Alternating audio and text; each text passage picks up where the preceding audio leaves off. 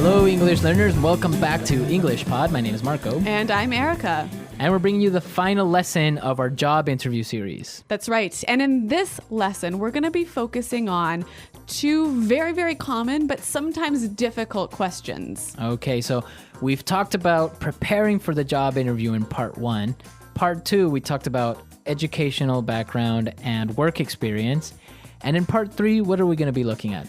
We're going to be looking at two questions: why we should hire you and your greatest weakness. Okay, so these are the classic, common questions that you'll get at a job interview, right? That's right. So why don't we just get started and we'll take a listen to the dialogue and see how our interviewee handles these questions.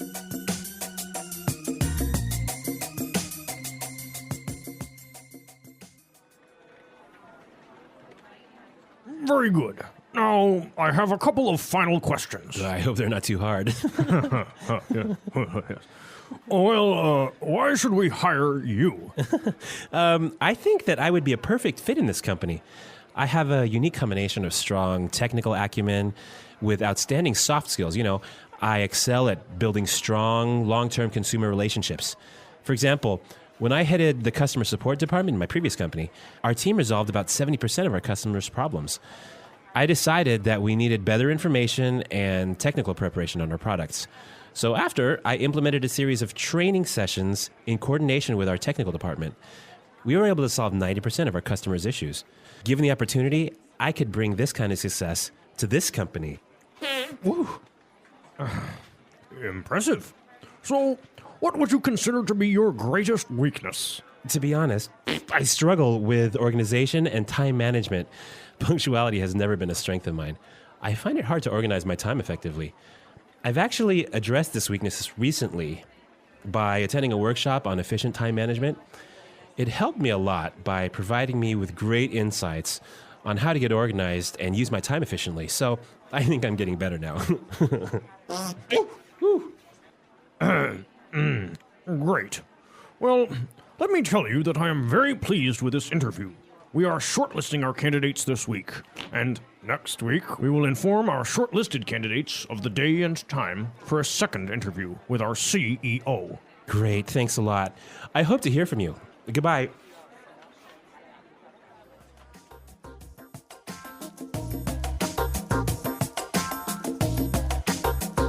Well, our interviewee is doing very well, but I think he had a little bit too many beans or chili. Oh my God. Like, this is probably the most embarrassing thing I can think of. But he doesn't say anything, so I don't know. Maybe he should have said, "Oh, pardon me, excuse me," or something. I don't know. I don't know. It's a controversy. Yeah. Okay, but what isn't a controversy is the language, because there's some great stuff in here. All right. So let's take a look at the language in Language Takeaway. Language takeaway. All right, we've got some great phrases and words for you to use when you're talking about what sort of benefits and skills and experience and expertise you can bring to a company. Okay. The first thing that he said, and it's a very interesting word, he said technical acumen. Technical acumen. Acumen. Acumen. This is a really hard word. What is acumen? It's basically insight and understanding and the ability to make good and difficult decisions. Okay, so he has a very strong technical acumen. So a strong insight or understanding of technical issues. Okay, or I can change it and maybe say, I have a very strong business acumen. Exactly. These are the two most common ways that this word is used: technical acumen, business acumen. Okay, great. Now let's take a look at another word which is very interesting because everybody knows it. Yes. Excel. Excel. Excel. Excel. Now, Excel is, of course, the software that you use, right? Yeah. But here it's a verb meaning to be really, really good at something. Right. To be the best, maybe. Yeah. To excel at something. Yes. So I excel at cooking. All right. So excel, you are the Yeah. best. I mean, that's not really going to help me in a job interview, but the next word might. Head. Head. Well, in the dialogue, we heard it as headed in the past, right? Yeah, that's right. He headed the customer support department. So I think this is a great I think this is a great word to use when you were saying I was the leader. I was the main person in charge. Yeah, the manager. So this is a nice verb to use to show that you were leading something. Okay. Okay, now for the next word. Struggle. To struggle. Struggle. Struggle. So what does struggle mean? It means that you have difficulty doing something. So it's hard for you. Yeah. For example, when I was in school, I struggled with math. Okay, and now I struggle with Chinese. Exactly. So to have a hard time. Yeah. Why don't we hear a couple of examples of how this word is used? Example 1. We're really struggling to reach our sales target. Example 2. Yeah, to be honest, I do struggle with time management. Example 3. The teacher farted in class and I really had to struggle not to laugh. Okay, so great examples. Let's move on to our next word. Punctuality. Punctuality. Punctuality. Punctuality. Okay, so to be punctual. It means to be on time, always. Always. So punctuality would be the noun form. Right, so the condition or the state of always being on time. Right. So punctuality, to be punctual. Yeah, and our interviewee struggles with punctuality. Right. Like me. I guess you guys have something in common. We do. Now, he has a problem with punctuality, but he said he has addressed this weakness. Yes, to address. Address. Address.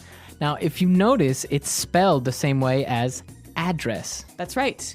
but you pronounce it differently. So the verb address has the stress on the second syllable. Okay, address. Yes. And that means to Deal with. deal with the problem, Yeah, to acknowledge the problem. And to try and solve it. And to try and solve it. Okay. So different from your home address where you live. Yeah. And there the stress is on the first syllable. Address. Right. Perfect. Very good. Okay, so let's listen to this dialogue one more time and then we'll come back and talk about these two questions. Greatest weakness and why should we hire you?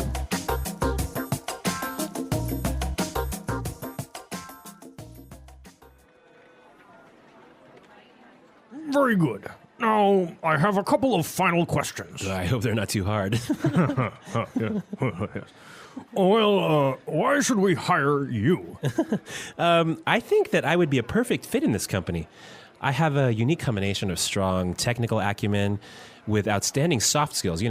I excel at building strong, long-term consumer relationships. For example, when I headed the customer support department in my previous company, our team resolved about 70% of our customers' problems. I decided that we needed better information and technical preparation on our products.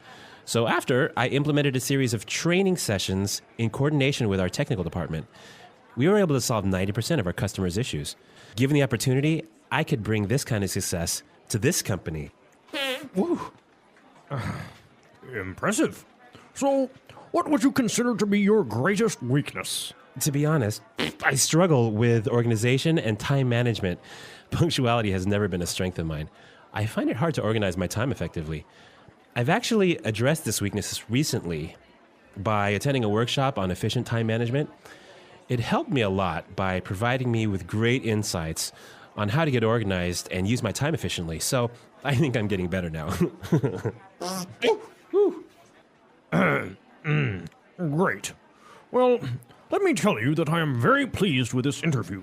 We are shortlisting our candidates this week, and next week we will inform our shortlisted candidates of the day and time for a second interview with our CEO. Great, thanks a lot. I hope to hear from you. Goodbye.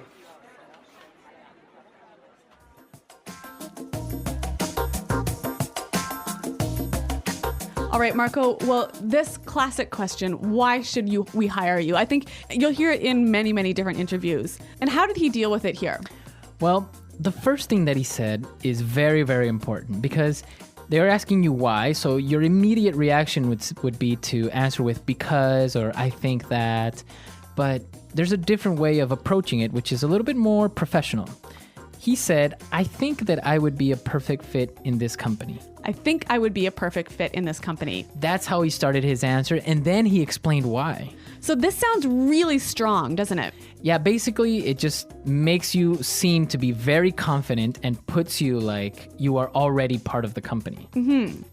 So this is a great way to start off this question, but you got to follow this up with some information. So what kind of information should you be giving?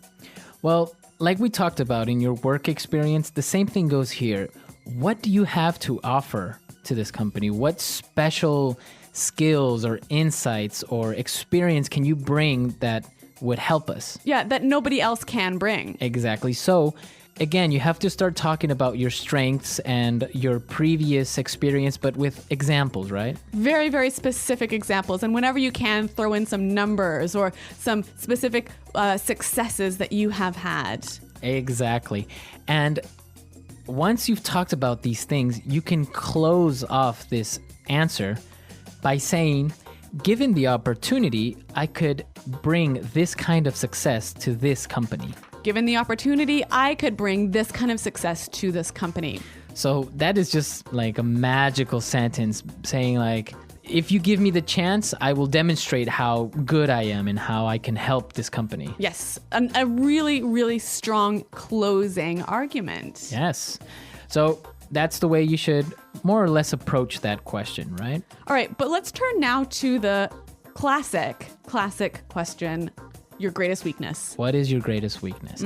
When you get this question, be sure to not say, my greatest weakness is I work too much, My greatest weakness is I'm a workaholic. right? Or, what was it? Oh, or I am a perfectionist. Yeah, these we can see right through these. I mean, Right. they're too obvious and they're too silly. I mean, everyone has a weakness, so don't try and turn it around into a strength. I just don't think that's a good idea. Okay. So, yeah, be sure to stay away from these answers. But you can say anything. Like in this case, he has a problem with being on time. Yep. So be honest, say what one of your greatest weaknesses are, but the key to making this weakness look good is saying what you are doing to solve this weakness. Exactly. So really be truthful. Tell the interviewer what you're not good at, because there's obviously something that you're not good at. Exactly. So you can say, I am usually late, but I am getting more organized. I am doing the seminar. Yeah. Let the interviewer know that you are trying to improve this weakness. Exactly. And be sure to also think about your strength, right? Yeah, be prepared to answer the question, what is your greatest strength? So, and again, when you're talking about your strengths, be sure it's something more specific than saying, oh, I'm very responsible. Yeah. You want to be as specific as you can. And again, give those examples, give those successes, give those numbers. Right, exactly. So think about your weaknesses, think about your strengths. If you don't know them, ask people, to ask your colleagues or ask your friends, what do you think is my greatest strength? Maybe you're a funny person. That's a strength. Yes. Okay. Well, remember, there are 3 parts to this interviewing series, and you can find them on our website at englishpod.com. Right. Come to our website, englishpod.com. You can look at all of these 3 lessons, and I hope they are really helpful. And of course, if you have any questions or comments, or maybe you'd like a little bit more of this interview series, let us know. All right, guys. Well, thanks for listening. Good luck in your interviews, and until next time, goodbye. Bye.